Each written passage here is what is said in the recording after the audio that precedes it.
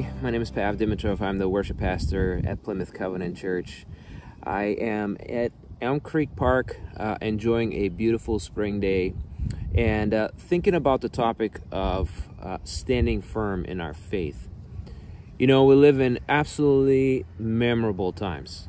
I think what we're experiencing these days we will never forget. We will remember it for the rest of our lives.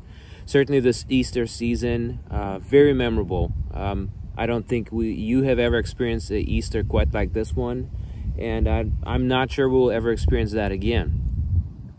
And at the same time, I think this is a challenging time, challenging for many of us. It's not easy. It's difficult to handle. There's a lot of insecurity. People all around us don't know how to feel about it, don't know how to think about it. And so I'm thinking of just the challenges of life and how life can be difficult at times. Uncertainty happens, insecurity happens, and so many things like that. It reminds me of the distress that Jesus experienced in the Garden of Gethsemane. It was difficult. The Bible shows us how much he struggled during that time and how he also handled it. I find it so amazing to see that Jesus was not above the pain. He was not above all the uncertainty and insecurity and the human aspect of fear. He experienced it. He knew it. And he reminds us today that he is with us. He said, I promise you, I will never leave you. I will never forsake you. What do we do in time of uncertainty? Who do we turn to in time of uncertainty? How do we handle times where we're challenged in our faith? How do we stand firm in our faith? I'm thinking today of Psalm 40. It says, I waited patiently before the Lord. He turned to me and heard my cry. He lifted me out of the slimy pit, out of the mud and mire.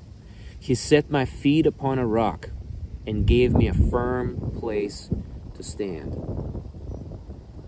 Can you say the same thing? Are you able to wait patiently on the Lord? The psalm says, I waited patiently on him, and he turned to me and heard my cry. Who do you turn to when you're facing trials and tribulations? Who do you turn to these days? Is it people of power? Is it our government? Is it your savings?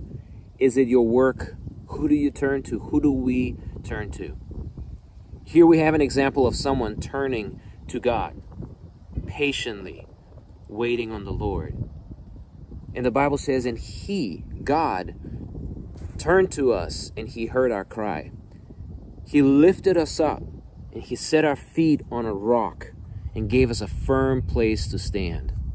In this season, in this time that we live in, I encourage you to stand on that rock that is Jesus. I encourage you to stand on the rock that will not be shaken. As we see in our everyday life right now, everything around us is being shaken. Nothing is as firm as the rock that is Christ. And so I encourage you, turn to God. Jesus, in the Garden of Gethsemane, in his greatest hour of distress, turned to his Father. He prayed to the Father. And so I encourage you, seek the Lord, and he will sustain you. He's our rock. He's our shield. In him, we will not be shaken.